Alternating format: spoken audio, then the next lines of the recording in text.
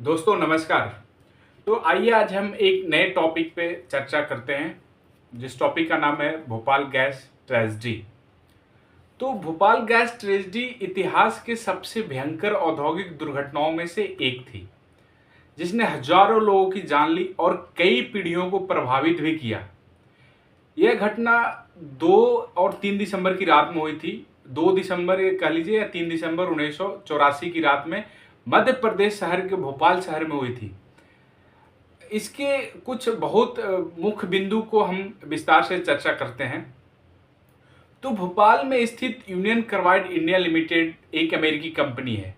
उसकी सहायक कंपनी का नाम है यूनियन कार्बाइड कॉरपोरेशन। यह कंपनी कीटनाशक बनाने का काम करती थी जिसमें मिथाइल आइसोसाइनाइड नाम की जहरीली गैस का उपयोग होता था।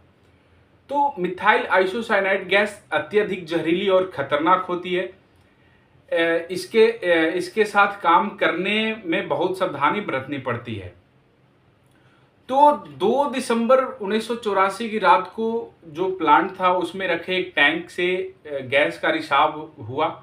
प्लांट में सुरक्षा उपकरणों और सही प्रक्रिया से तरीके से काम नहीं कर रही थी।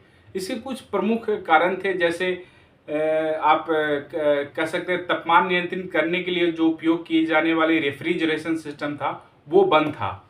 फिर जो स्क्रबर यूज होता है प्लांट में जो गैस को बेअसर करता है सही तरीके से काम नहीं कर रहा था वो भी। फिर फ्लेयर टावर एक होता है जो गैस लीकेज होने पे गैस को जलाकर समाप्त करता है, वो भी खराब था। इन कारणों से एमआईसी टैंक में दबाव बढ़ने लगा और गैस रिसने लगी।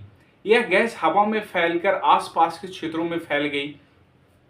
इस जहरीली गैस का असर तुरंत हुआ और हजारों लोग तत्काल बीमार पड़ने लगे। यह गैस मुख्य रूप से सांस लेने पर असर डालती थी जिससे लोगों को दम घुटकर मरने लगे लोग।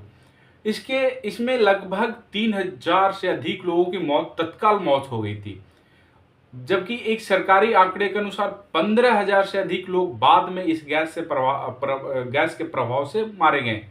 हजारों लोग अंधे हो गए, कई अन्य गंभीर बीमारियों से ग्रस्त हो गए। लाखों लोग आज भी इस त्रासदी के बाद प्रभाव से जूझ रहे हैं, जिनमें शारीरिक और मानसिक विकलांगता, कैंसर और श्वसन संबंधित बीमारियां शामिल है। इस त्रासदी के पीछे कई कारण माने जाते हैं, तो इस कारण को हम आपके साथ अलग अलग पॉइंट्स में चर्चा करते हैं। जैसे फर्स्ट कारण हम कह लें लापरवाही। तो प्लांट में सुरक्षा उपायों को घोर कमी थी।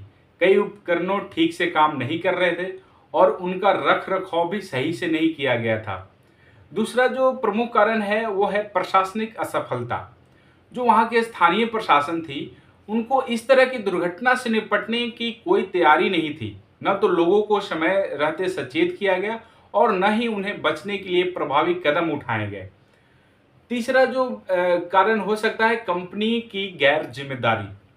तो यूनियन कार्बाइड पर आरोप लगाया गया कि उन्हें प्लांट में निवेश और रख रखाव पर ध्यान नहीं दिया और अधिक मुनाफा कमाने के लिए सुरक्षा उपायों की अनदेखी करी।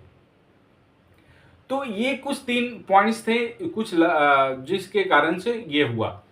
तो भोपाल गैस त्रासदी के बाद कंपनी के खिलाफ कानूनी कार्रवाई भी की गई। 1989 में यूनियन कार्बाइड और भारत सरकार के बीच 470 मिलियन अमेरिकी डॉलर का समझौता हुआ, जो लगभग 713 करोड़ इंडियन रुपीज में होता है, जो पीड़ितों को मुआवजा देने के लिए काफी नहीं थे, लेकिन यह राशि पीड़ितों की संख्या और हानि की तुलना में बहुत कम हुई थी।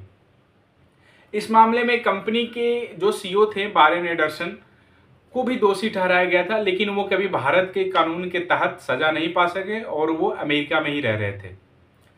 इस त्रासदी के लॉन्ग टर्म इफेक्ट भी है जो अभी भी देखा जा रहा है। जैसे प्रभावित क्षेत्र के जमीन और पानी आज भी प्रदूषित है।